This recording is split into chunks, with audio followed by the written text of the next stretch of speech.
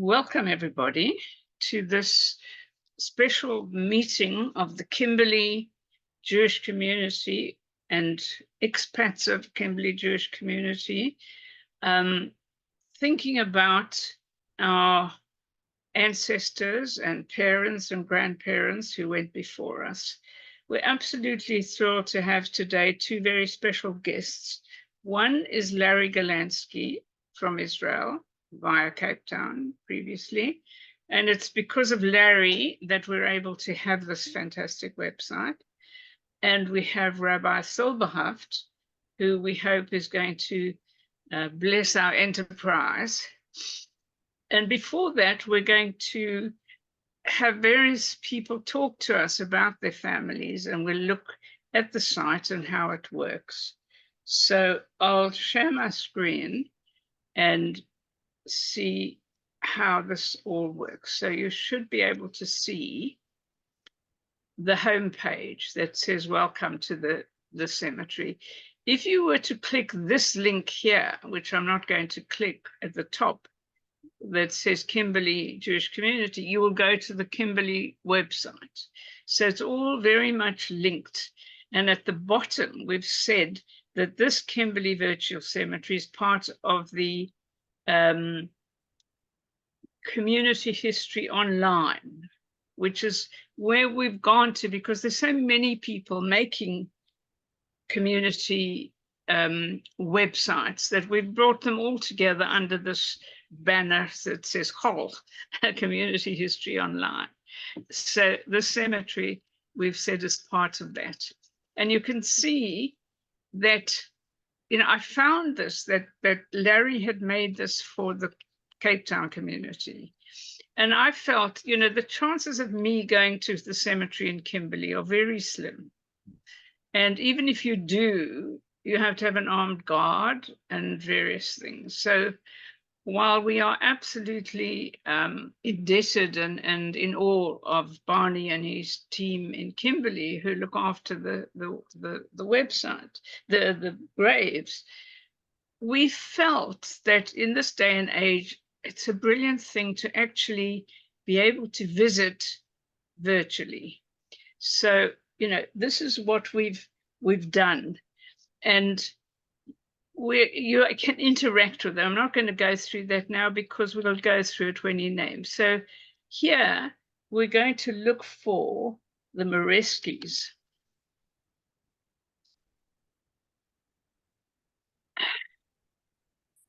If I can spell it. It's not right, so I'll fix it. And I can go to search. And here, can you see that we've got a whole list of Mareskys? So, Cheryl, you're going to talk about, no, is it Cheryl's going to talk about the Mareskys? Yes. Tell me perhaps which I'm going to do. Is it Jack Alter that we should look at first? So we click his and we get a page, a dedicated. Can you see the page? So here is Jack Alter. In the site here, you can see what he's known as. So sometimes this was a nickname, or sometimes this was a job he had, or where he came from, or something. We've put a little bit in there. Family connections, and thank you. That's what you all gave me, because the tombstones often just say his sorrowing wife and children, you know. So now we know that he was the husband of Dvorah and the father of Shim, Phyllis, Ita, and Helen. And it says when he died. If we know the age of death, we've put it there. And we've got both Kimberley cemeteries there. So it says where there's in Green Street or thing.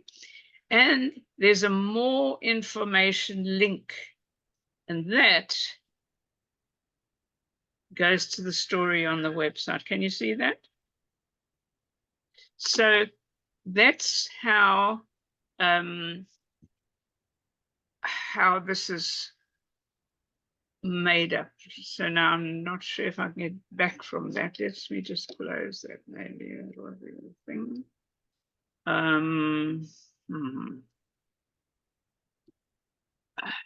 There's a tab there, Geraldine, the tab next to it on the left. Just click on that tab. This one. No, the tab at the top. Okay. Anyway, I've gone back to the, can you see the cemetery again now? The home page for the cemetery? Yes. Okay. So then let's go to Mareskys again. And then Cherille, if you want to unmute, it will be your turn to talk to us. Okay, I'm actually going to start with Avraham Leib. Okay, let's go there then. Okay. He was my great-grandfather, and like all of us, he came from Lithuania.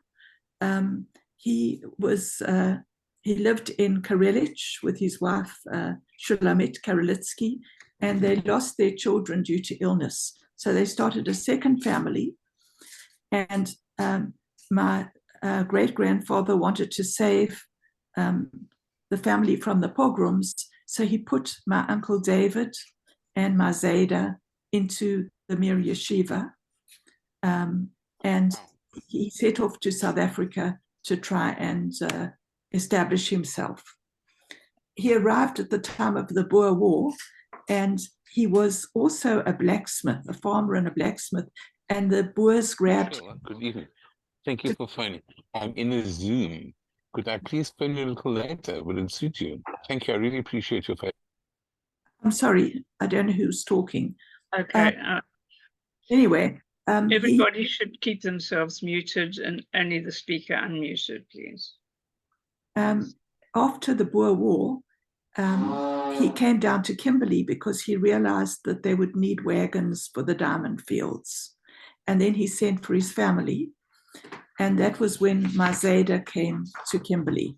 And that was the next the next tombstone. That's Jacob Mareskys. There we are. Thank you. Our beloved Zayda came to South Africa in 1906, and he married Deborah Chesson. He was an optimist. He was an adventurer. He tried to start a copper mining industry in Southwest Africa. When that didn't work out, he had a dairy. But when I was growing up, he lived with us, and I knew him as a diamond prospector. When people were putting up new buildings, they would ask him to wash the ground. And I remember asking him what he had in his pocket. He had like a little medicine bottle, and it looked like chips of quartz, but it was actually diamonds that he'd found. He was also a scholar, and I remember him sitting with his volumes of Talmud and studying. He was a regular at the shul, and on his passing, we heard all kinds of stories of his kindness.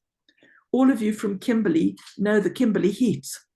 On a very hot day, he would take his car and he would drive the streets of Kimberley, and if he saw people walking in the heat, he would offer them a ride. So he was really an amazing grandfather, and he was the first model that we had of somebody studying Talmud and Torah in our house. He was also learned, so he engaged in correspondences with other eminent scholars. And he was interested in how science and Torah intersect. That was his main focus. He was the father of my mother, Helen, Ita, Phyllis, and Shim Mareskys.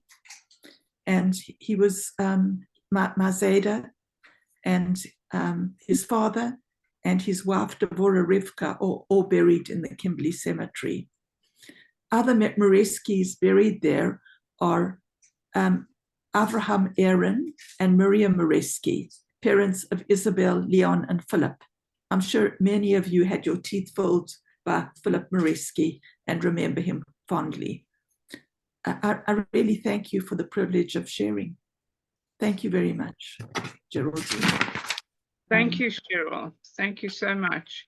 And you can see that when you put a picture up, it sort of brings it to life for you. You can also write a message here, to say something about it, or even just say, whatever. And by buying some leaves on their tree, that money goes to help Barney look after the cemetery in Kimberley. So, it's a lovely thing that we can do. Also, you can click on the gravestone so that it comes up bigger, and in fact, even bigger, so that you can read it very clearly. I mean, this one is very clear to read, but some of them are not so clear. So now, Before there you, we are with the before family. before you unmute me, I just want to tell you how grateful I am that thanks to you, Barney and Rabbi Silberhaft, that we've got a space that reflects our past and gives us a special place to honor our families. Thank you. Thank you, Cheryl. So there we are with the Mareskys. Now I'm going to ask Trevor. So I'll start with the Toube, shall I, Trevor? Yes, I think so. And we'll see what Toubes we have on the website. So there's Abraham, Joseph, Louis, Philip, and Sophie. So who are all those, Trevor? Well, mostly what I'm going to talk about are people I didn't know. The first one there, which is my father, A.B. Toube, I think many of you will remember. The others, I suspect none of you will really know, because they predate us. Yeah. Can I just say, I put up a picture of A.B. and Violet Toube, Trevor's parents. Violet isn't buried in Kimberley, so she wouldn't have a chance to have a picture on her site. So I've put her with A.B. One about whom I almost know nothing is Joseph, who was the oldest of my father's siblings. And he drowned when he was very young. Mainly, I want to talk about my father's parents, who I didn't know. The first one is my grandfather, Philip Toube. Philip has become very much part of the family name. And in fact, I have a cousin, Philip Toube, who lives in Cape Town, and who once went to Kimberley Cemetery to look for his grandfather's stone. And he said it was quite an experience, because he walked around, and as he appeared in front of a stone which had his name on it, a tramp sleeping behind the stone suddenly stood up. And he found this quite a shock. But Philip died. I knew he died long before I was born, until my cousin, or rather the daughter of my cousin, Diane Fine, went to Kimberley to look for roots, and went around the cemetery with a photographer. And in fact, if you look at the Kimberley website, the Shul website, for a long time there have been some photographs of one of the cemeteries, and those were taken by somebody who Diane took with her in order to take those photographs. And that was the first time I ever discovered when my paternal grandfather died. He died in 1904. He was only in his 40s. My father, who was the third of 7 or 8 kids, was only 8 years old at the time. So, Sorry, I'm distracting you. Hmm? Am I distracting you? Can you see what I'm doing? Yes, I can see what it's doing. And the thing is that was the first time I had any idea of when he had died. My father always said, I was very young when he died, but I didn't realize quite how young my father was when his father died. His father, like everybody else, came from Latvia, Lithuania. I think Latvia in this particular case, came to South Africa, did various jobs, went back, found a wife, brought her back, and had vast numbers of children before dying and leaving them essentially destitute in 1904. My grandmother, Sophie, who I don't remember at all, which is not surprising because I've now discovered that she died when I was about 2 years old. But I knew that she must have been alive when I was born. In order to understand the story, you have to understand that my maternal grandmother did not speak any Afrikaans, whereas Sophie, according to my mother, hardly spoke any English. And I knew she must have been alive when I was born because my nanny once told me a story that after I was born, my grandmother came to see me and she said, Oddy, as jy die missus sê, sal ek jou doodmaak, want dit is die lelijkste babatjie wat ek ooit in my lewe gesien het.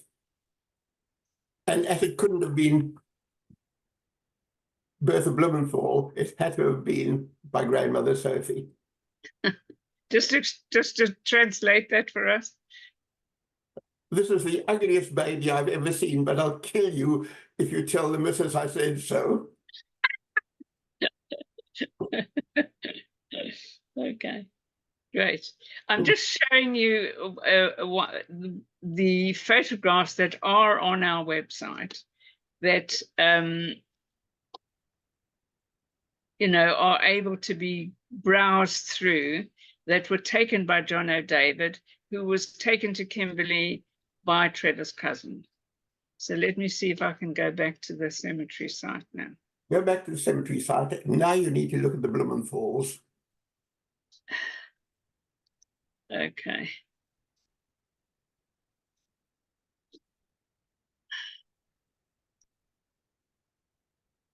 Tell me, can you see the cemetery site now? Yes, right. Okay. Now you want to get the Blumenthals. My mother's parents were both buried in the old cemetery, and in fact, their stones are right as you go in at the gate on your left. And I always knew where they were. I remember my grandfather I was about 4 or 5 when he died. My grandmother died when I was 7 or 8 years old, and in fact, we moved into her house in Milner Street after she died. However, I have a different story to tell, and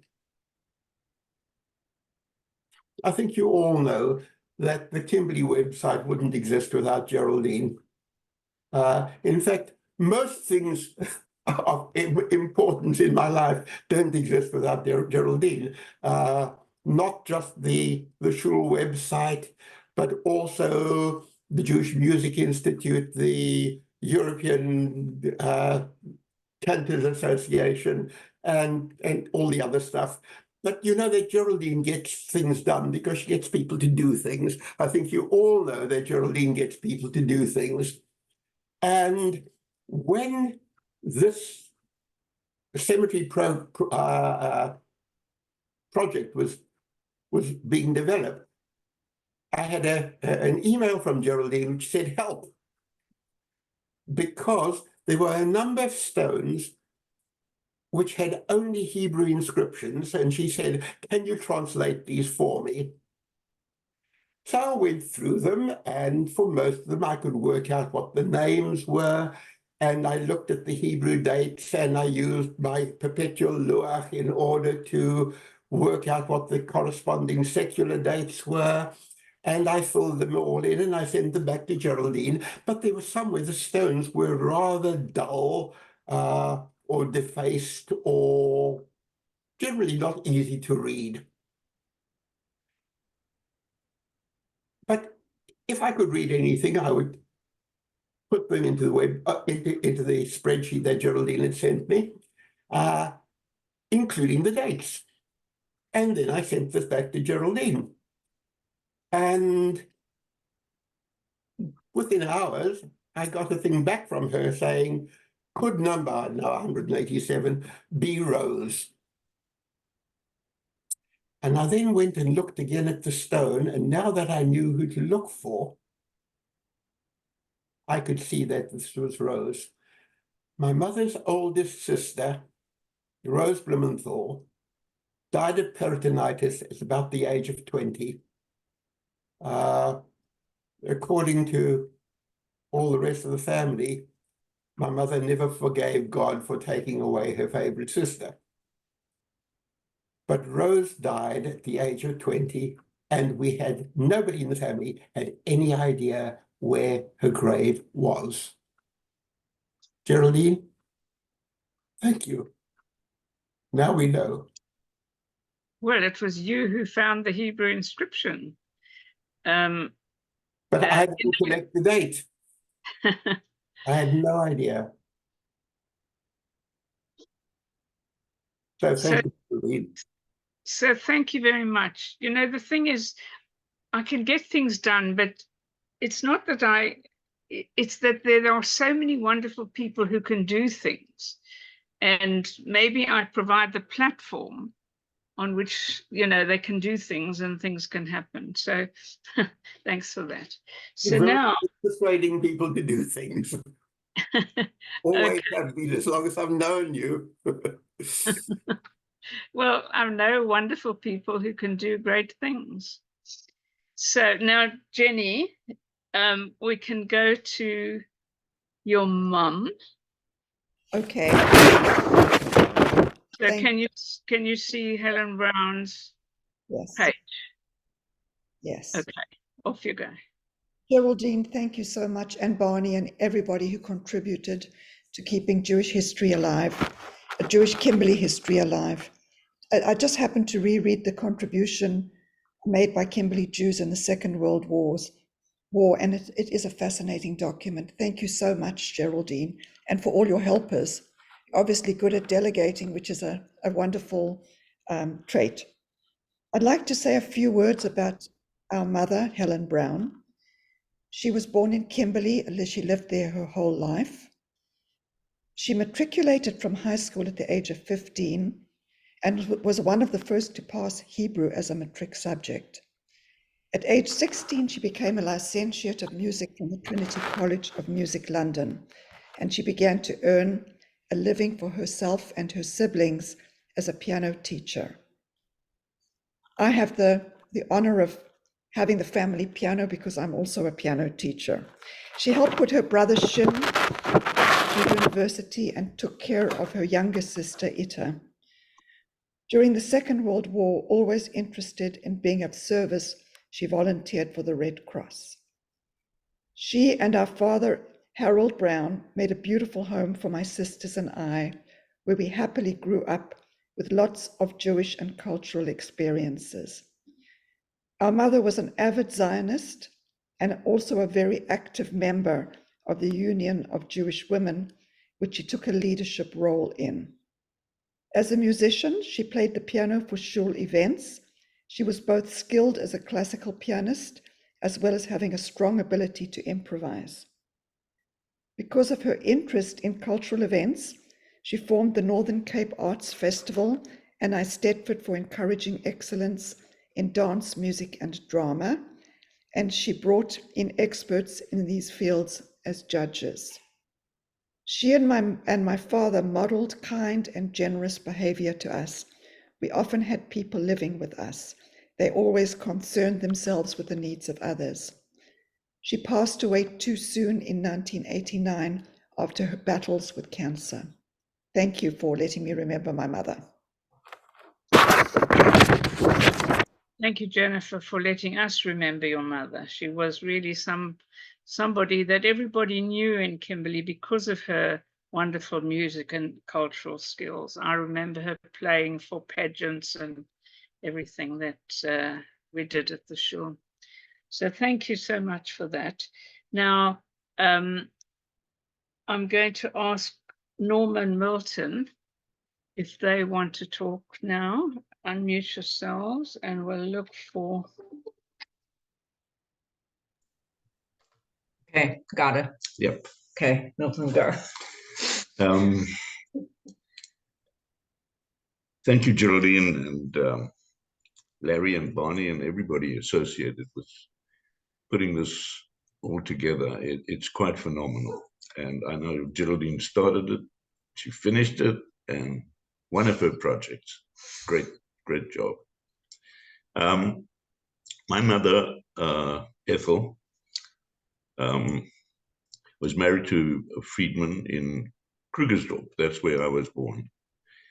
And he died at a very early age. And my mother was left with me, 7 years old, and my sister Lucille, who was 1. And I'm not quite sure of the whole story, but I know that her,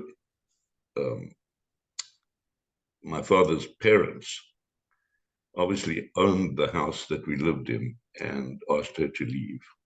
So with these 2 young children, we moved to Kimberley. That's how I got to Kimberley. And we lived with my mother's parents, the Brenners. And that's where I grew up. My recollections of my grandmother, I spent a lot of time in the kitchen with her, making all the wonderful Jewish dishes. And I remember stomping on the grapes to make wine. And then when I was 9, I think my mother met, or didn't meet, but got married to Sally Ginsburg. I think he was a friend of the family, and that's how it all happened. He is also he's also buried there. Yes.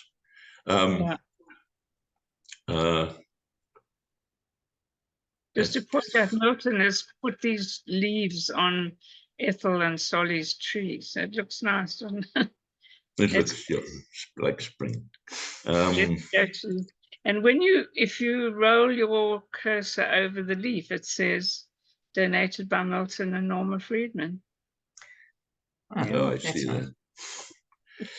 that. She wasn't a well woman. She knew all the ladies that I see a lot of names of. And I think she was involved in the community. I remember she would go to the cemetery every Sunday to see her parents, who are also buried there. And I think we need to give you some information on that, Geraldine. Yes. She wasn't a very well woman. She died at a very early age. She died at 65. She had emphysema, and she had a pretty weak heart. Rheumatoid arthritis. And arthritis. So she died early. As far as Solly is concerned, he also arrived in this country from Lithuania, like a lot of other Jews, with a suitcase and a little bit of knowledge of English. He had an aunt or a cousin in Kimberley who was Bloom. I can't remember. Rose Bloom. Rose Bloom. And I saw Bloom in a picture the other day. I'm not sure if there's a relationship somewhere there. It'll be interesting to find out when he talks. And he had a little grocery store on the bottom of Main Street, near the train lines, the railway lines. And after my mother died, I think he was retired at that stage. We spent a bit of time together, and I'm not sure what his age was when he died. It's on here, I'm it's not there. No. Lucille might know. I could ask her and fill in that little gap. Okay, that would be good. That's about it. Thank you. So I just wanted to say, firstly about Ethyl, and I wanted to maybe diverse a little bit. That she was a Brenner, born a Brenner, and the Brenner family, they are buried there too. Their graves would be there. I didn't know them, but I just know her as a person was like the kindest, gentlest person ever. And as were all the sisters. I mean, they were all there. I don't know that anybody, I mean, I think anybody that was there knew her. I know that she was associated. If anybody was sick, she would be the first person to go be and visit them.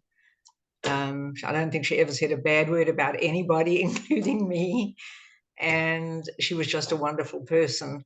The other person that was buried there, if I can digress, and I don't know if you could find them, was Joe Brenner, who was very involved with the community. And I'm sure a lot of you remember them. And I think probably some of you would have probably been friendly with Leslie and Beverly. And the other person that was buried in Kimberley that I'd like to mention was Harold Levinson. We moved to Durban, so my parents are buried in Durban, but Harold was also buried in Kimberley, Harold and Stella. And I noticed some of you in your talks talked about Stella because she was a character, but my uncle Harold, who was also I was very close with, is also buried in Kimberley. So it's just very nice, and it's really nice seeing all of you and connecting with people. And yes, as Geraldine, as everybody said, you're amazing, and this is an unbelievable sight. So thank you. Can I add a little tidbit? Before he was married to my mother, Solly Ginsburg and Harold Levinson, now that he's brought up, were buddies down in the bottom of Beaconsfield. Harold Levinson had a pharmacy upstairs, probably two buildings away, or I think it was the same building, but probably 50 feet away from the track. And I think they used to play poker together and all sorts of stuff like that. Not too much detail. Thank you so much. Thank you, Geraldine. Thank you. Yeah, the Brenner girls were quite something in Kimberley, I believe. So Rose and fell in love with, I think he was her cousin, wasn't he? Yes, I think he lived. And she fell in love with him, and they got married, and they had these 4 girls, very talented girls. Gertie, what were they? Frida, Ida, and Ethyl. and Joe Brenner. And Joe Brenner. He was the only one. and the boy, Joe Brenner. Yeah, so it's nice to remember the Brenner family and Solly and Ethyl. So thank you for that. Now, Delia, where do you want me to start, picture-wise? I'm going to start with Grandpa Harry Brown. Before I start, I want to echo what everyone else has said, and that's thank you to Geraldine, to the rabbi, to all the people who've been involved in putting the site together, and in fact, the whole history of the Jewish community.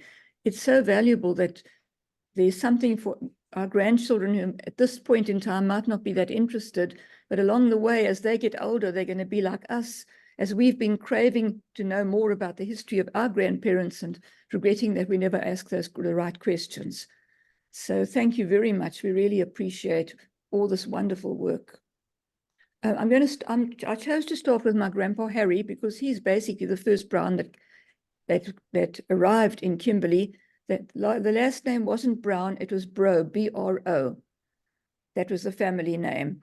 And Grandpa Harry arrived here, I'm not sure exactly what date he arrived in South Africa, but before the Boer War, because he worked in Johannesburg before the Boer War. And when the war broke out, he decided to move to Cape Town, where he met and married my grandma, Cherille. And Granny Cherille is the granny that I remember as a little girl. I think I was about between 3 and 4 when she passed away, but I remember how I loved going to visit her. She was so loving, and there were always treats, and I just have very warm memories of those years. Granny Cherille, unfortunately, had a short life. She is also buried in the cemetery, and we'll come back to look at her grave in a few minutes. But I want to tell the story of Grandpa Harry, how he landed up in Kimberley. After being in Cape Town for a few years, after he had married my granny, he decided to go back to Johannesburg to work. The Boer War was over, and on the way back to Johannesburg, the train went through Kimberley, and he got off at Kimberley Station. He was wandering around, and on the market square, he met Mr. Raphael Averbach, and they were old family friends. The families had connections from way back in Lithuania. And Mr. Averbach had a fish shop. He was selling fish, and he invited Grandpa Harry to join him in business. So there and then he got off the train, and he joined up with them. And that was the beginning of Averbach and Brown, which was incorporated a number of years later in 1932. So that's the background of Averbach and Brown, one of the early wholesalers, of which there were quite a number of Jewish wholesalers. And there is a whole section, Geraldine, that you have on the wholesale families. After Granny Cherille died, Grandpa went to Israel, where he met Granny Clara. He brought Granny Clara back, and she is the granny that actually we all have the most memories of. We all remember Granny Clara. She was a wonderful baker. We used to love visiting her in Central Road, and we used to love all the trinkets she had in her house. We were fascinated with all the things she had, and she was a wonderful cook. I remember Granny Clara was very religious, and I would often pop in and visit her on a Saturday morning, knowing that for sure she was at home and she was davening. And I would just sit quietly next to her until she'd finished davening, and then we could have time to chat. I never really thought about it until recently, that I think that seed was already instilled in us, first from Zayda Mareskys, who was always sitting over his books and learning, and then Granny Clara, who was so sincere and steeped in her religion, in our religion, in Yiddishkeit, that sowed the seeds for so many, for our families, who today are all Shomrei Shabbos. So I often think that she must be smiling down on us, because she really had a huge influence on all of us, huger than she could have dreamed possible. Grandpa and Granny Cherille had 5 children. They had Uncle Benny Brown, Benny and his late wife Fanny, who are buried in the Kimberleys in the cemetery.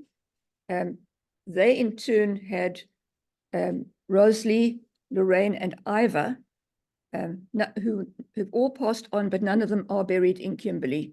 But Benny went into the business and was one of the managing directors, and he was followed by his son Iva, who unfortunately passed away a number of years ago in Cape Town. My father went off to war. We've got the story of Iva, and here's the picture of our Averbach and Brown. And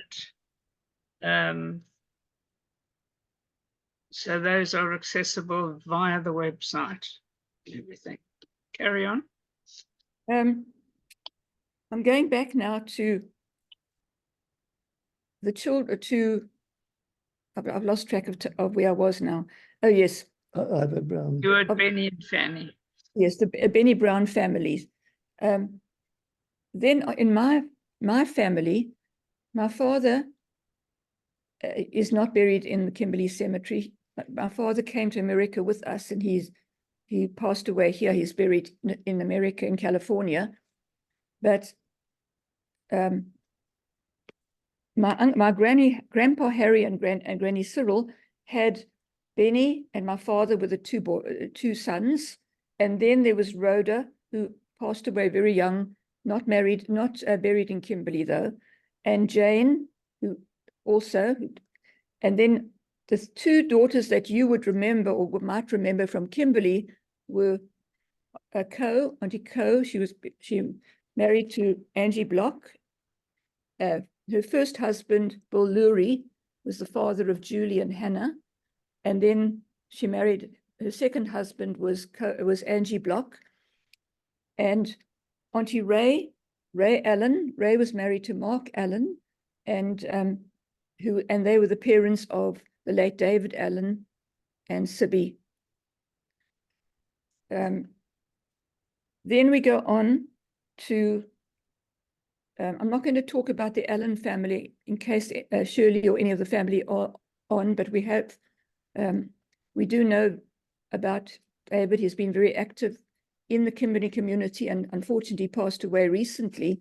And I know that he's very sorely missed by everybody. There's somebody on that website called Florence Ada. I have no idea who she is. I can't find her on a family tree.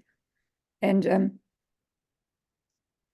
then my mother, who is buried in the cemetery and who Jenny spoke about. So those were the Brown family that are buried in the cemetery and can be found currently. Then I'm going to speak to the Shles family, because the Shles family, I don't know if there's anybody here to speak for them. I think I did see Debbie on the Zoom. But the late Benny Shles and my father were first cousins. And he and his late wife, Becky, lived in Berkeley West. They spent a lot of time in Kimberley and were part of the Kimberley community. And in his latter years, Benny actually lived with my parents. So Benny and his wife, Becky, are both buried in the Kimberley cemetery, as are Julius and Rose Shles, who were the parents of Ellie and Jaime, and the grandparents of Debbie, Julian, and Brian, and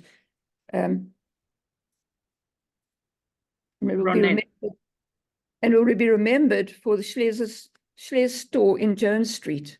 I know it was a very popular clothing store. So those were the Shleses. Now we get to the Benn family.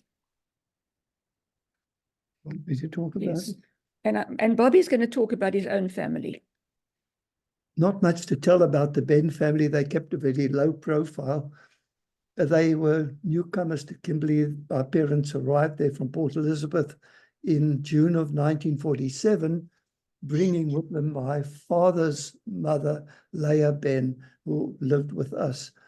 And although my father was a member of the shul, he wasn't much of a shul goer. However, my grandmother was a very devout, observant lady, and one of her greatest pleasures in life was to go to shul on Shabbos for the shul service.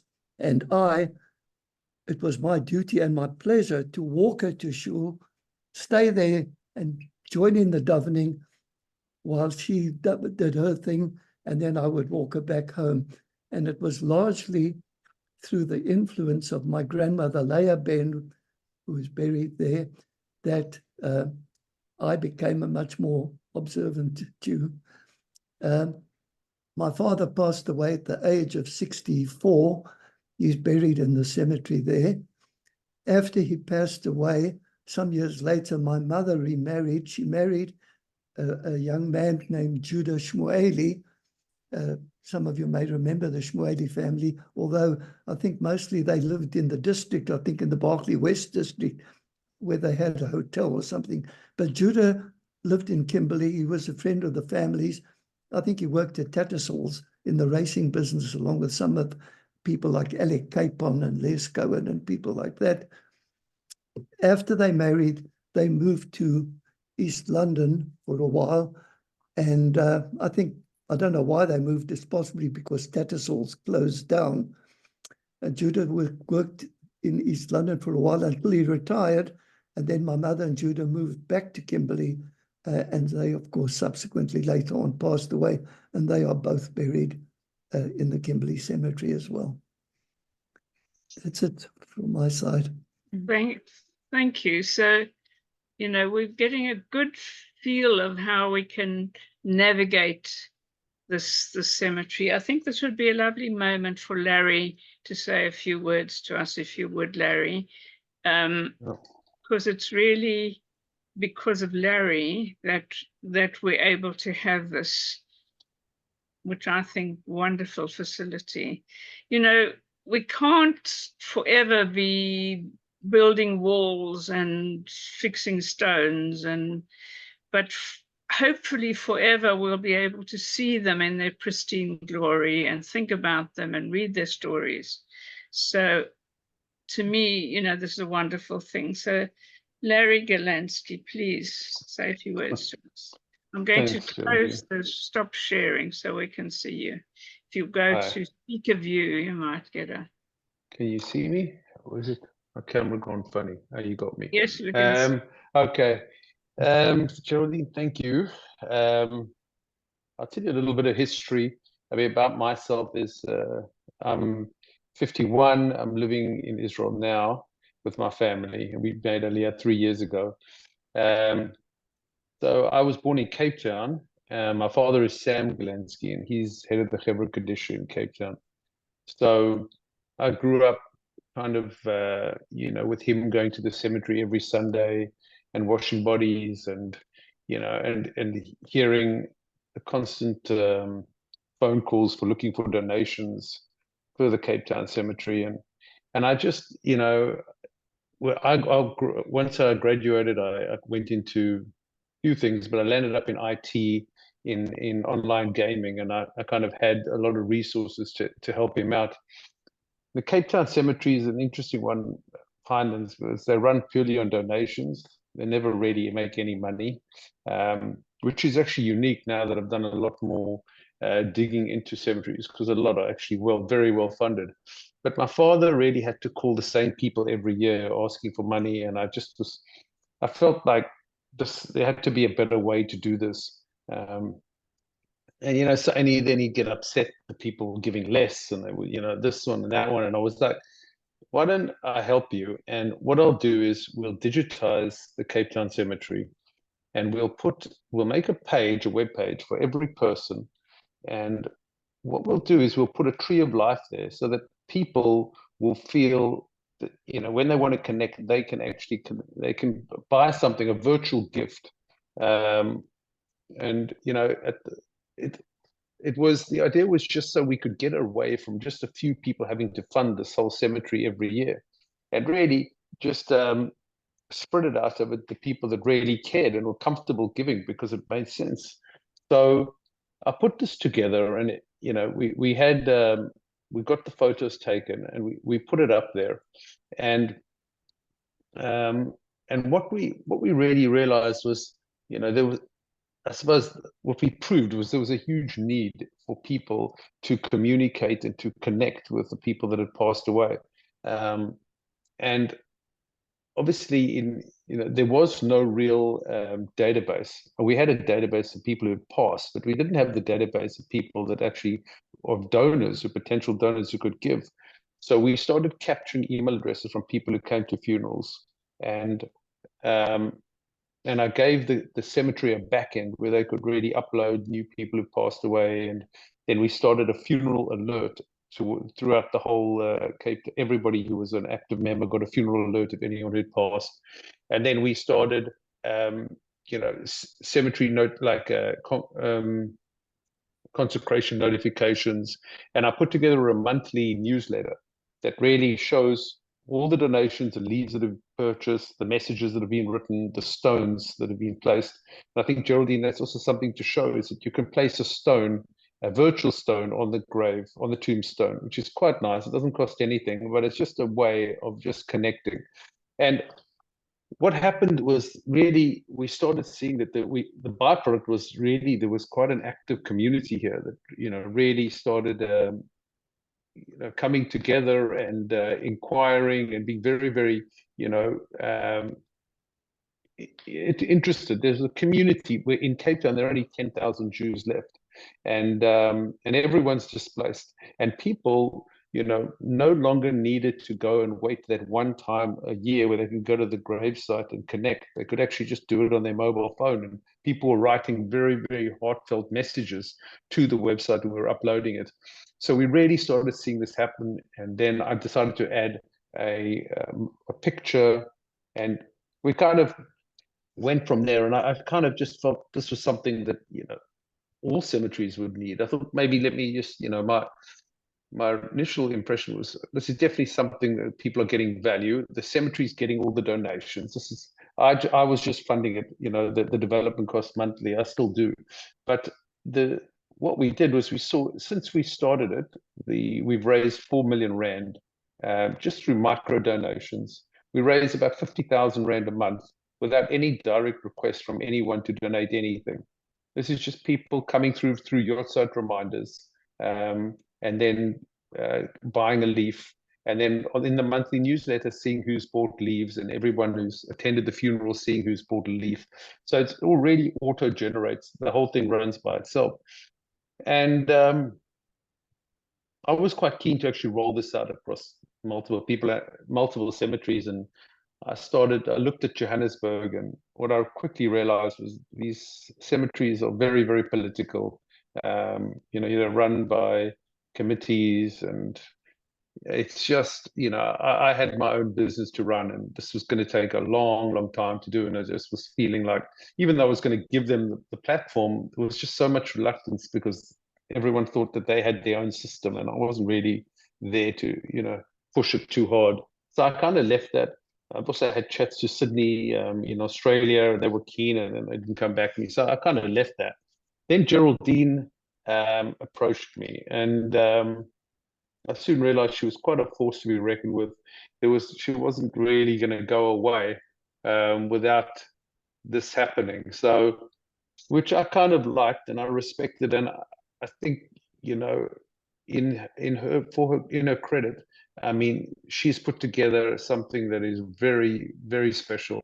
I think she's taken what I've done and she's really, you know, brought it, made it much more real with all the background. I mean, all the background that I just witnessed and heard, I think is fantastic for me to hear.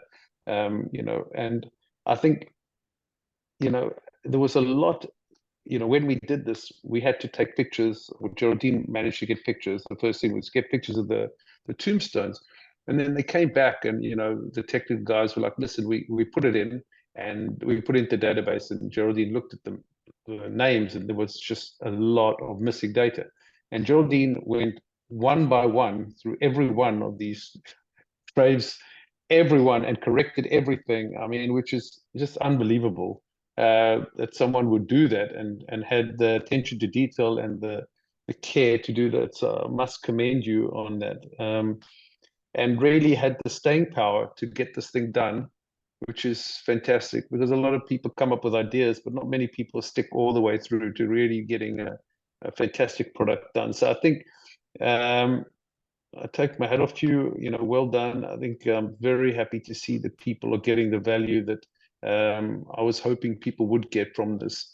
And I have got a big ambition to take something like this, you know, a product that would go directly to consumers, bypass the cemeteries, and allow people to create memorial sites for people that have passed. So I'm working on that, and I think I can definitely see there is the need for it. So, but I'm very, very happy to see everyone enjoying it, and I thank you know, Geraldine for being the force to get this done, really, because I mean, it was quite easy for me. I just was comfortable in allowing her to take the code, but she put got all the details right, and took it way further than the Cape Town one, really, to get all the histories of the families and the extra links and the nicknames, and much more advanced than where we are there. So well done. Well, Larry, all I can say is thank you to you, because, you know, you had the idea to make this brilliant thing, which when I saw it, I thought, wow, that's just Absolutely. And I think every cemetery in the world would want it, especially Jewish cemeteries. But if you could make a product to sell, you could be a millionaire, because I think this is a big, a huge thing. And it's wonderful. So really lovely to have you with us. And thank you for the all lovely words. Now I'd like to ask Rabbi Silberhaft if you can throw your blessing over this enterprise and see whatever you want to say, and then we look forward to Barney talking to us perhaps about the living Kimberley community at the moment. So Rabbi, if you're ready, please go ahead. Thank you, Geraldine, and good evening to everybody. If it's evening where you are, or good day, whatever it is around the world. I see the Benns, the sunshine out where they are, so it's daytime still. First of all, I want to also congratulate you, Geraldine, for a fantastic project. It is absolutely brilliant. The detail, and to Larry, the detail that you've put into this is absolutely fantastic. There's only one thing that bothers me. Okay, if people are living overseas, then a virtual visit to the cemetery is good. But if they're living in the same town, to rather go online on their cell phone while they're sitting in a parking lot than to go to the cemetery, I'm not sure that's what I would want, and I'm not sure that's what they would want their children to do to their graves. But Larry, I know exactly what you're saying, and it's fantastic what you've done. We at the Small Jewish Communities Association, of which Barney is the president and founder, we look after 30,000 graves in over 220 cemeteries. And I'm going to be in touch with you, I can tell you now. This project is absolutely fantastic. So kol hakavod to everybody, and to the people that were involved in actually putting it together, deciphering the Hebrew dates, English dates, etc. Kol hakavod, it's excellent. Barney, for your on-the-ground assistance and monitoring of the cemeteries, kol hakavod to you. I know what you go through. Unfortunately, I've been to your cemetery too many times, and it's a day-to-day responsibility, and kol hakavod to you. You really excel yourself in it and in the mitzvah of looking after the Jewish cemeteries. There's just a few things that I'd like to say from our perspective and my perspective. That first of all, you know, that we, well, let me go back a little bit. Many years ago, Jewish tombstones were beginning to get vandalized. Often they were by Afrikaans kids. In most cases, it's not black people, because they respect the dead and they're very suspicious and cautious of the dead. It's usually other people. Headstones were getting pushed over and smashed. In some places, it's even cattle. The fence has been stolen for recycling metal. Cattle walk through the cemetery, and there were these big bodies, they push over stones. And there was a very great and responsible communal leader in Petersburg by the name of Dennis Wiener. He's a pioneer, actually, of this project of where we lay headstones flat in a bed of concrete to prevent the stone from being smashed. And if it does get smashed, well, it can't get smashed if it's laying flat, because if it does, often it smashes so badly that the inscription you can't read it anymore, is illiterate, and it becomes a problem to and expensive to remake the stone. So I don't know if Barney has this in mind, but in the new cemetery in Kimberley, there's over 600 graves, and it's much cheaper to pay to lay the headstones flat in a bed of concrete, secure, rather than to wait for them to get smashed. And Barney will tell you later that the grounds have been invaded on a number of occasions. People jump the fence, they break through the wall. Parts of the ohel, the chapel, the roof has been removed, etc., for scrap metal. So it's only a matter of time when, God forbid, the stones start getting pushed over. So that's a project that I'd like to suggest Barney looks into. We're doing it right around South Africa now, since Petersburg has done it, and it became so popular as a project. We've done thousands and thousands of graves around the country. The other thing I'd like to say is that, Geraldine, you have done an incredible research. You've gathered a massive amount of information. Now, you know that there's an organization in Johannesburg, South African Friends of Beit HaTfutzot, have been writing up the history of the small communities. But Kimberley, Oudtshoorn, and Bloemfontein, because they're such massive communities, were not included. And I wonder if there isn't somebody that you're prepared to take on, an academic in university or whatever it is, to take it on as a project, to actually put together and collate all this information into either an e-book or an actual hard copy book to be handed out, first of all, for family members to buy it for their family input in it, featuring in it, but more importantly, for the history. All the books, we published a book. There was a lady, Charlotte Wiener, Dennis Wiener's wife, who wrote up the history of Petersburg Jewry. And this book was sent to every single museum, every single library around South Africa, university, archives, so that the history of the Jews is recorded. We need to understand that you can look at Kimberley. Kimberley had a massive community of thousands of people. Today, there's two handfuls of people. It's a reality. And I'm sure none of your kids, or very few of your kids, are really interested to actually record this history in the format that I'm recommending. And therefore, I'd like to suggest, Geraldine, at some point, independently through all these wonderful people that have phoned in and the thousands that haven't phoned in, to actually put it together as a collation of the history of the Kimberley Jewish community. And what I said before was to Larry that while I do encourage everybody, if you're living overseas, to visit the graves, lay a stone, put down a stone, a message, send a donation to Barney for running the cemetery. But if you're ever visiting South Africa, or if you ever have family visiting South Africa, or your grandchildren are visiting the Kruger Park or whatever, let them know that it's worthwhile, that they make the effort to travel to Kimberley to visit their Boba and Zaydas or their great-grandparents' graves in the cemetery, because because then cemeteries just become simply something that's forgotten, and that's not the Jewish way. So I think I've made my few points, and once again, congratulations to you all. Geraldine and Barney, I have another Zoom conference about the Heilbronn community waiting for me. So if there are any questions, you can email me. Geraldine will give you all my email address, but I'm going to ask to be let go on this one. Barney, you go ahead.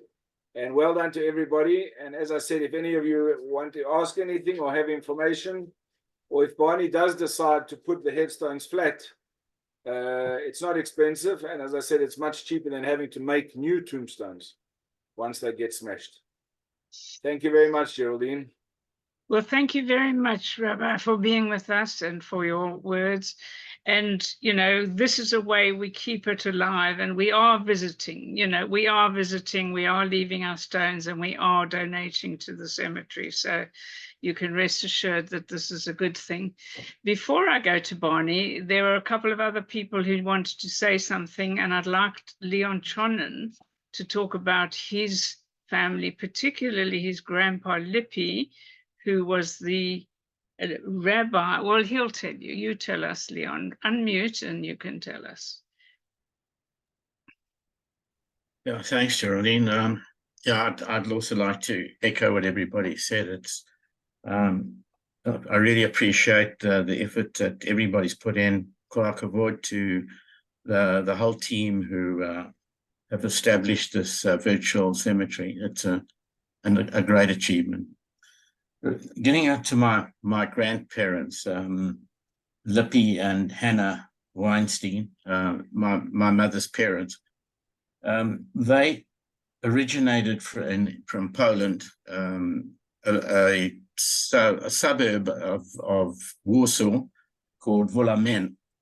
I guess if you're referring to Johannesburg, it would probably be like Sandton in comparison to Johannesburg.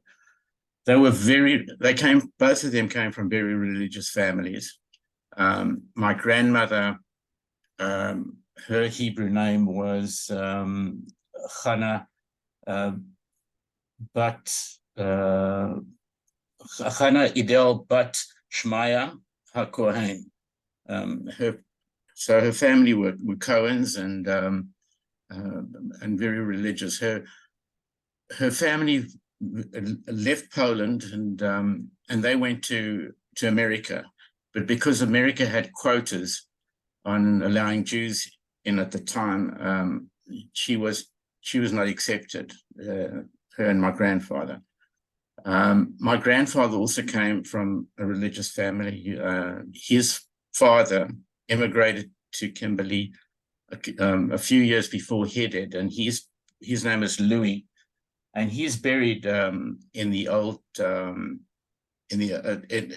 right at the back of the new cemetery. So he was one of the first to be buried there. He died in about 1932.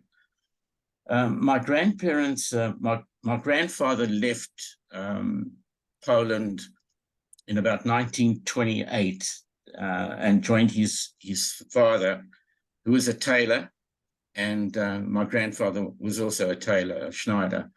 That was probably the only trade that the Jews were allowed to do in Europe.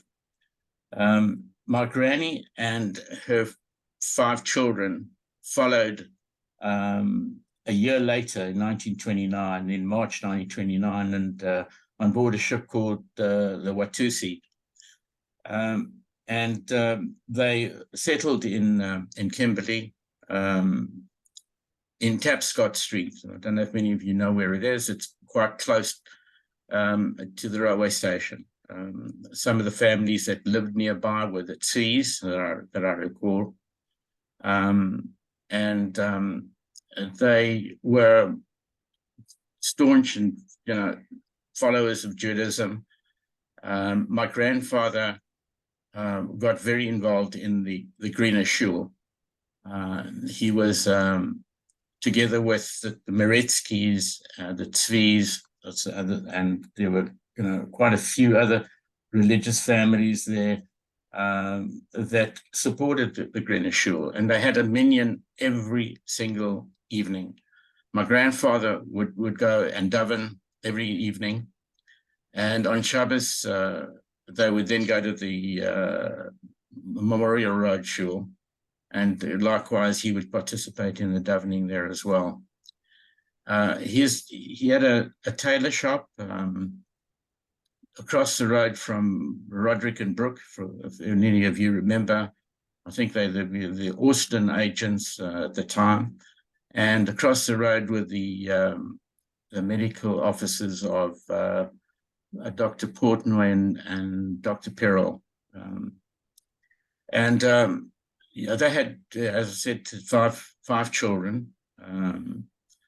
Most of the children left Kimberley. They went to Johannesburg. My mother was the only one who remained because she married Edel. It was his Yiddish name, Edel, but his Hebrew name was Yehuda Ben Eliezer, his father's name. My grandfather got involved as well with the Chevra Kadisha, and he became the life president, and he looked after all the tachilim, which is the gown that they dressed the body in, and he made them. I believe he made every single one, both for the men and the women. And it was an honor for the community to have appointed him the life president because of all the work that he had done for the Chevra Kadisha. Just talking a little bit about my father. My father came from a shtetl in Lithuania called Utina. I think in his day it might have been called Utian, or the other way around. And it was savagely attacked by the Lithuanians and the Nazis. They virtually wiped out that shtetl. But my father had already emigrated before that happened. And his sister married into a family who were basically anti-communists. And since Lithuania was at the time controlled by Russia, anybody who opposed the regime of theirs, were exiled to Siberia. And so my father, sister, and her husband and child were exiled into Siberia. And as a result of the conditions they lived in, their daughter became deaf and mute. And it's a rather tragic story that I've actually written about. And there is a link, I think, on the Kimberley community site, and there's also a link on the Otina site as well, about the story of his sister and her family. Yeah, I think that's all I can really say about my grandparents and my father. They were very religious Jews, kept kosher, followed every single Jewish holiday, and were participants in the shul all the time. And and I'm very pleased that we've got the site that can serve to memorialize them and all the other staunch and religious people of the Kimberley community. Thanks again. Thank you so much. Thanks. Okay. Thank you, Geraldine. Thank you. And I want to also ask Gail to talk about something that we discovered that we had in common on the Kimberley Cemetery. So, Gail. Yeah. Okay, if you can just put up the Maurice Antonis. All right. Hi, everybody. It's really a very interesting story. One day, Geraldine said to me, you know, Antonis, I know that you have Antonises in your family. Do you know somebody called Maurice Antonis? Well, I'd never really heard of him, but my family has Antonis and Loon sort of combined. And there might have been anybody who ever went to Cape Town and loved knitting might have known the shop Betty Lou in Cape Town, who sold wool. And she was very, very well known. She was one of 8 or 9 children. Her father was Solomon Antonis. And believe it or not, this Maurice Antonis was her very youngest brother, whom she absolutely adored and was very close to. And this grave in the Kimberley Cemetery is a very, very sad one, this tombstone, because it's the tombstone of Maurice, who died tragically in Kimberley at the age of 17 in 1937. He had just finished matric at Sachs School in Cape Town. He was, you know, a Cape Townian, and he had come up on holiday to visit a friend of his, the Apters, in Kimberley. And they'd gone out, a whole group of boys went out to the Vaal River, and they were swimming or on logs in the Vaal River, and one of his friends got caught up in a current over there. Here is Maurice right on the side at the bottom right. And his friend got caught up, and Maurice kind of swam out or tried to save him and did save him, but he was swept out and died, tragically drowned. It took 4 days for them to find the body in that river. And nobody in the family had actually known the story. His own sister had never really, I think, been to the grave. And what happened was I decided to write to Sachs School and ask them if they could give me any information about Maurice, who had studied there and finished matric in 1936, imagine. And they have a group of boys who do research into the old alumni or the students who had been there once.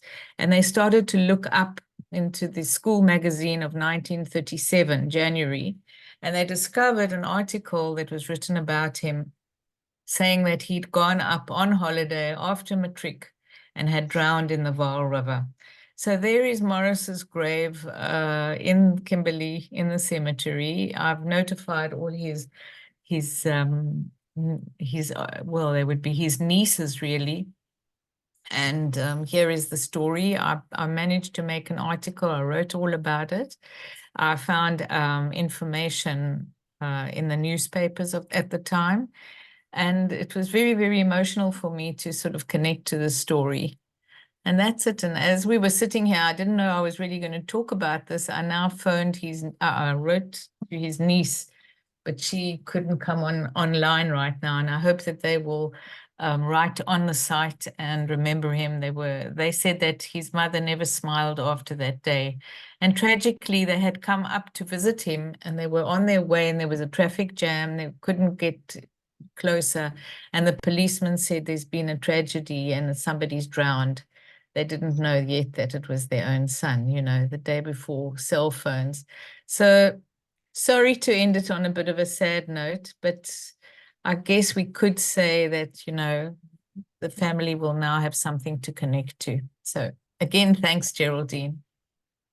Well, thank you, Gail. I mean, it's been really something that we could piece together the story, you know, and find out about him. You know, I always wondered what was he doing in Kimberley, but he'd come to visit the actors and he was staying with them, and, you know, but nobody'd ever spoken about this. So this cemetery has brought us together and brought lots of people together. Exactly. So that's it. So thank you, Gail. So Barney, we've been waiting all the time and we really look forward to hearing from you. So please unmute and talk to us. Good evening, everyone. Geraldine, first of all, Mazel Tov. I had reservations when this started, but what has turned out is something quite spectacular. And Kol HaKavod, you have put something really special together. And I'm sure that it will not bring pleasure, but bring a lot of comfort to people living around the world.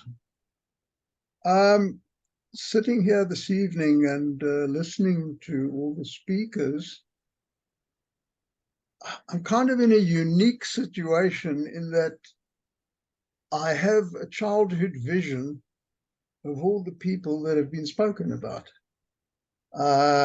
I remember very distinctly, for example, Lipi Weinstein, who always used to assist the rabbi in the Rosh Hashanah Yom Kippur services. I can see him very clearly in his religious garments.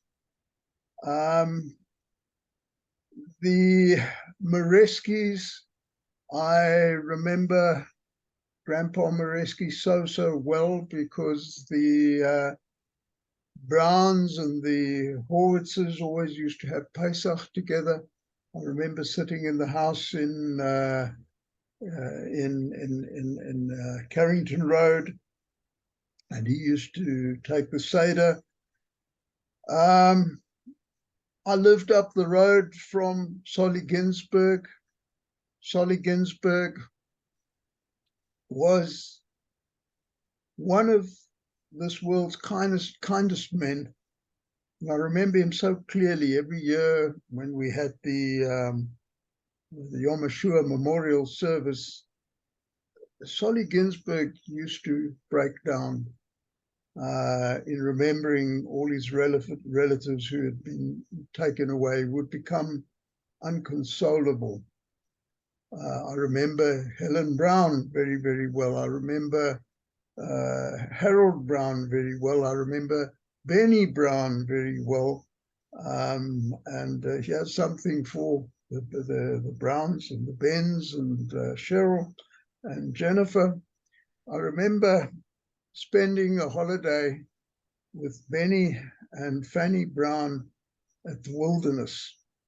And Benny had a double-story house. And he was quite a large man. And his wife, Fanny, was always fighting with him concerning his weight. And I was in a room on the bottom floor, and the rest, everybody else lived upstairs. And he used to come in about 4 times a day because there was a fridge in my room. And he would sample the fridge and he would just say to me, "Don't tell Fanny." Amazing things that one remembers. Dealing with Fanny wasn't so self-like herself. True, very true. And these brought back a lot of memories to me. And the Brenner family as well. I remember Joe very, very well. As a young man, he was in charge of the Chevra Kadisha when I first started working on the Chev. And yes, there was an absolutely wonderful community here. We are still here. We're still functioning, but we're functioning in very difficult circumstances in South Africa at the moment. All of you know that the South African government has turned hostile, and officially they say there's nothing hostile against the Jewish community, and we all live wonderfully in South Africa, but the atmosphere is not good.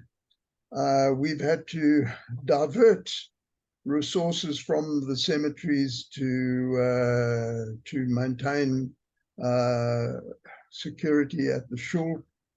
There've been lots of marches, pro-Palestinian marches,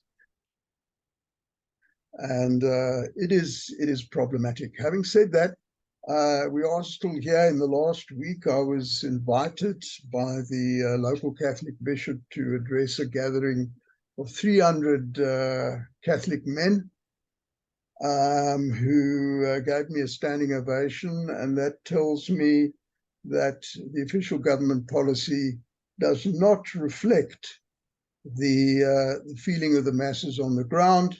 The audience that I addressed was 100% black. I was the only white person there. So yes, we are living in difficult times, but everything is here. We are preserving everything. You've added now another level of preservation. And when I daven in the shul on a Friday evening, even though there might only be 5 of us or 6 of us there, when I go home, I've been to shul. It has an amazing presence in the shul. And so I wish you all well. I listened attentively to the story of is it a Tonis youngster? There seem to have been quite a few tragedies of that nature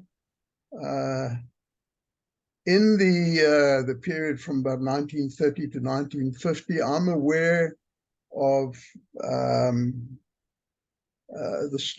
young Stoller boy who was drowned at Riverton as well. I'm aware of a young Apter, or no, it wasn't Apter, I think it was a relation of the, Shirley Allen's relation was in a car with, I think, Mendel Apter, and they drove through at breakneck speed to Bloemfontein, and there was a fatal collision. And then, if my memory serves me correctly as well, I don't know, Geraldine, you might be able to help me here. There was an air crash somewhere in the early 1950s, and one or more members of the community were also killed in that air crash. And finally, I'd also like to take this opportunity, seeing Cherille Berman Cherille is with us, to wish her long life, as they also had a tragedy in their family around 10 days ago. So thank you for everything that you have done.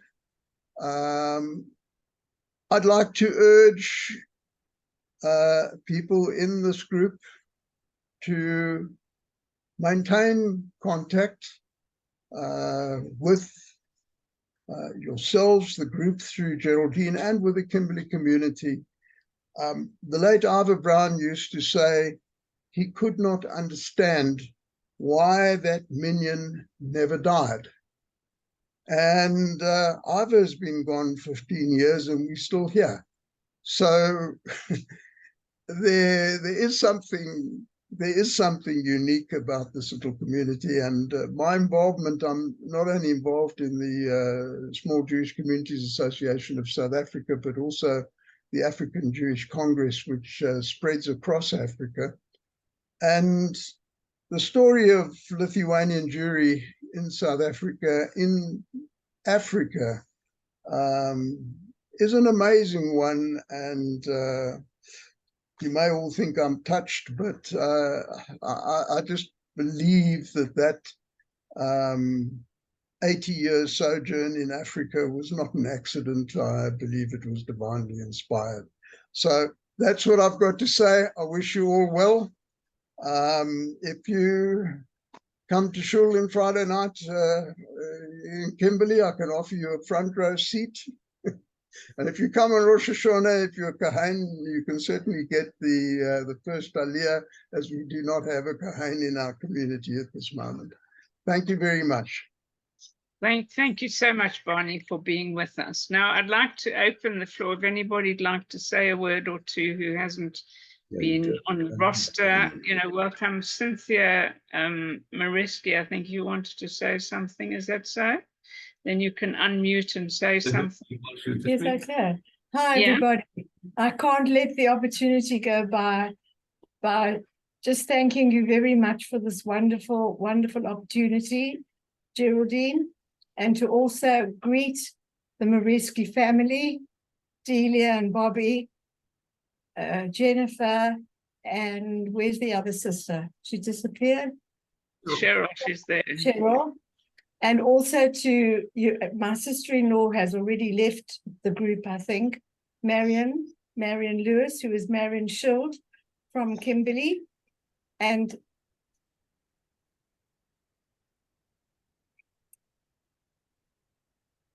hang on, we can't hear you somehow. Because I can't talk. Oh, I see.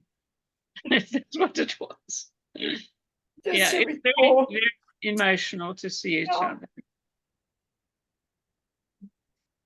This is the magic. To recall the diamond that came from Kimberley.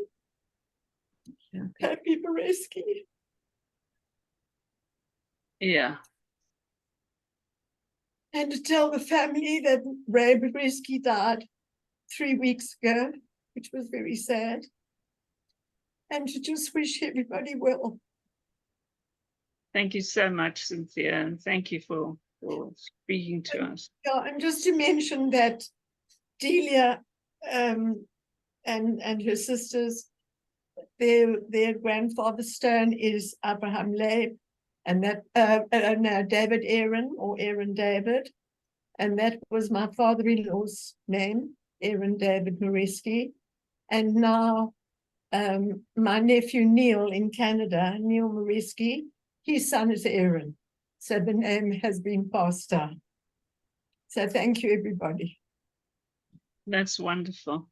Well, I hope that you'll visit the cemetery yourself and leave some stones. As I said, buying the leaves will help Barney on the ground. But we've all got something with us. We don't have to go to Kimberley because, the chances of us, Barney, although we'd love to, of getting to Kimberley are quite small these days. So it's beautiful that we've brought Kimberley, not only the cemetery, but the synagogue with us. And if anybody else wants to say anything, you can. I want to show you a very tiny slideshow I was going to do, but maybe it's a good time now, of Kimberley, but I've got to find it first. So let me Can just I ask Barney a question? Please Norma. do. It might, if this is the inappropriate place, that's fine, you can tell me. But Barney, we were speaking to the Hortz family here in LA, and I believe there are only 2 Jewish families, you and another in Kimberley. To make a minyan. And to make a minyan. I just wanted to know kind of how you function there, managing with only 2 Jewish families. No, we're not 2 Jewish families. We're approximately 6 or 7. Oh, okay. And we have some individuals as well. Mm. And on an annual basis for Rosh Hashanah Yom Kippur, it's become a destination shul. We have approximately 20 to 30 people that come from Johannesburg who join us. Okay. All right. But let me leave you with a little bit of humor, just being a bit emotional. Most of you, and I think Milton, I think you would remember Arnold Roth. Do you remember Arnold well? Yes, yes. Well, Arnold passed away a few years ago, but before he passed away, on one of his last Pesachs in Kimberley, he was looking for some kosher wine for the Seder, and he found the local Pick and Pay, and he got put through to an African gentleman, and he said to him, have you got any kosher wine? And the gentleman said to him, in his accent, he said, huh? What's that? And he said, no, you know the wine that Moses and the Jews drank in the wilderness. And I thought for a few minutes, and he came back and he said, I'm sorry, sir, but Moses is not at work today.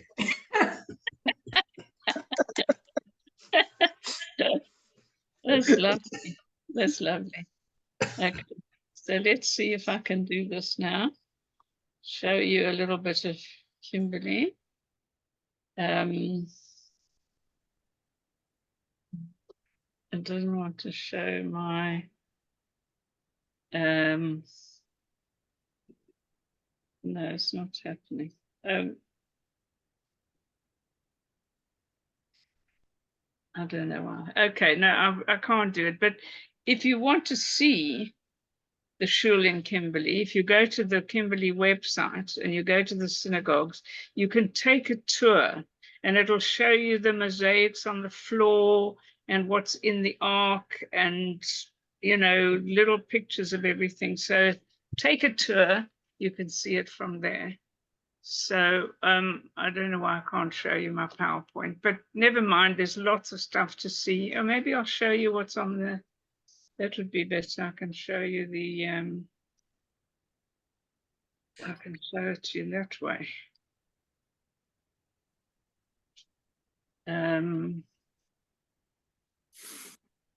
Okay. Like that. We'll go to there. And we'll go to synagogues. Here we are.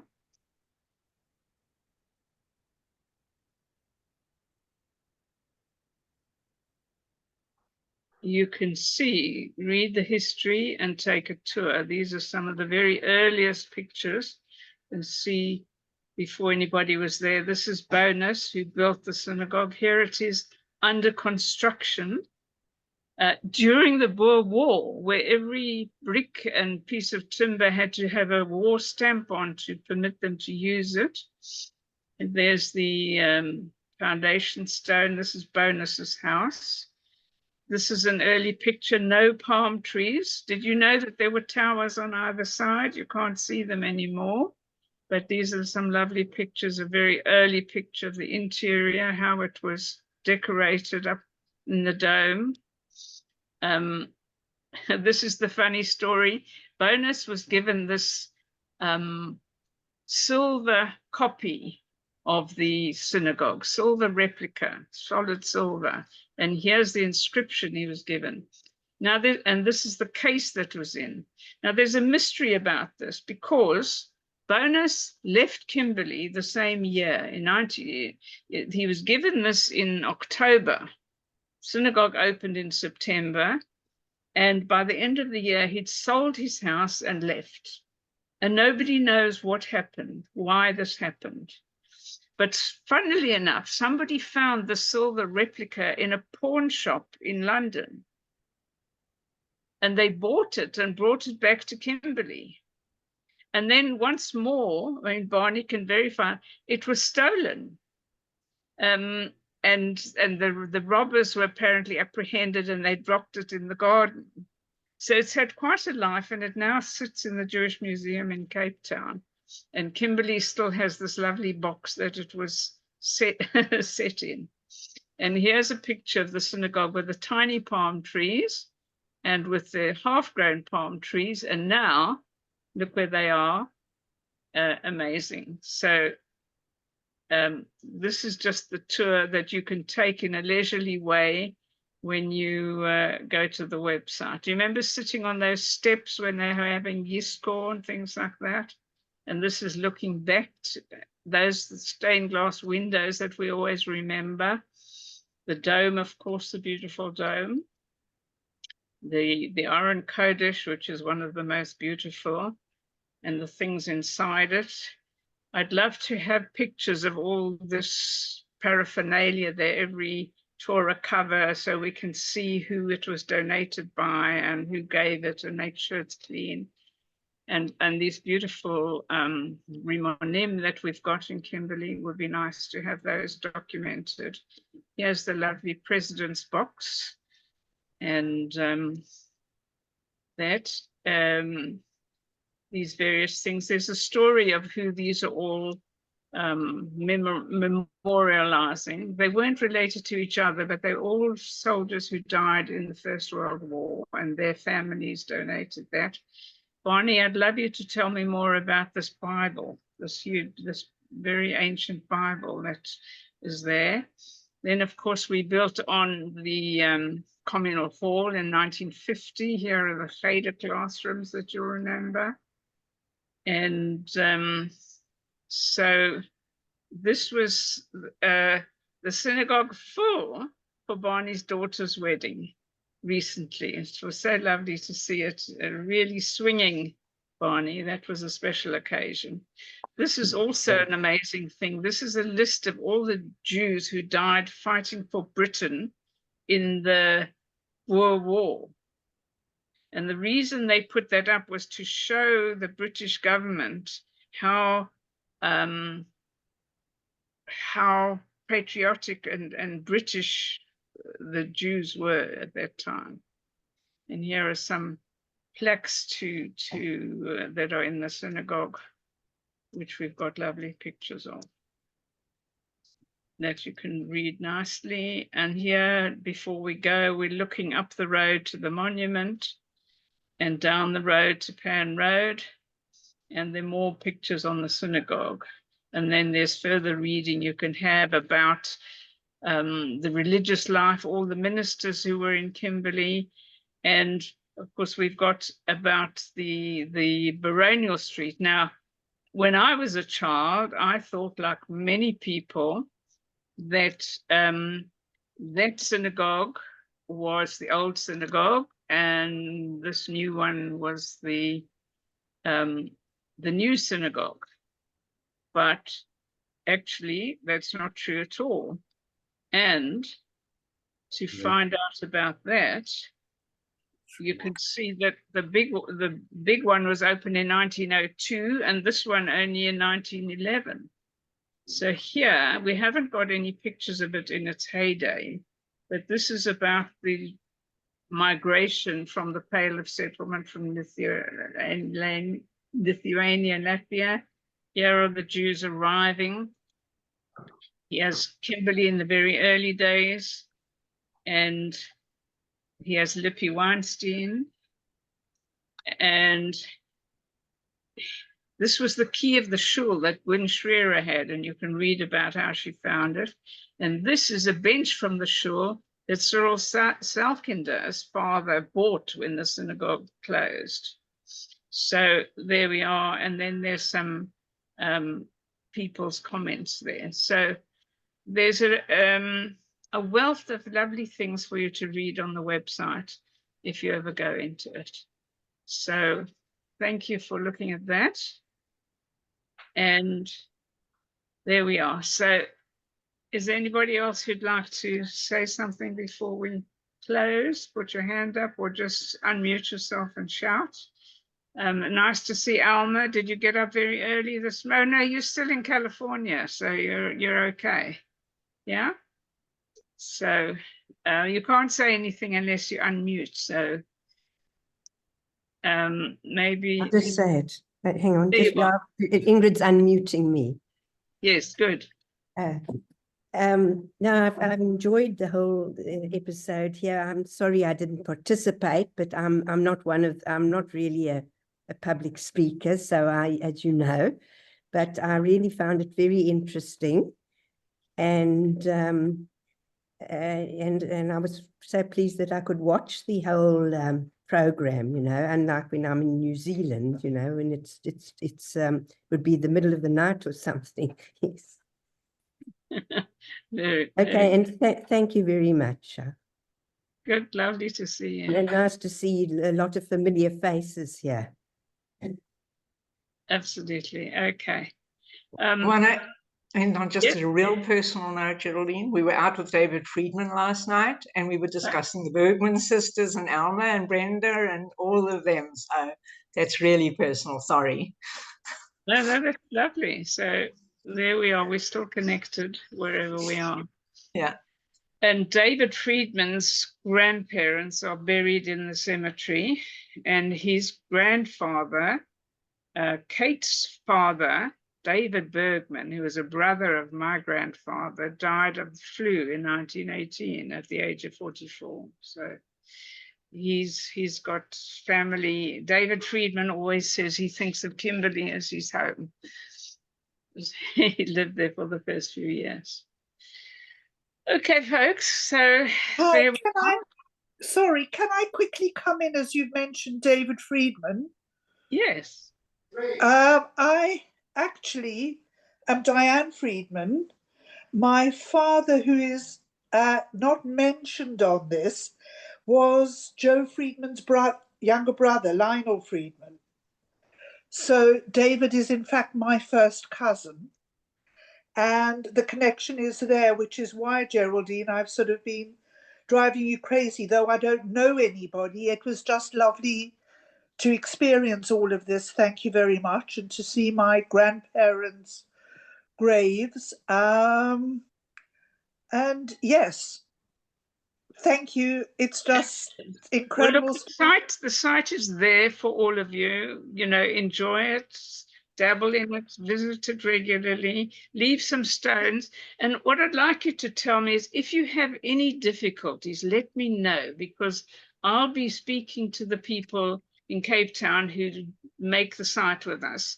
And I'll give them a list of all the difficulties and things that we want to iron out, or anything you think. So please go to the site and come back to me with your good experiences and difficult ones, so that we can try and fix it up.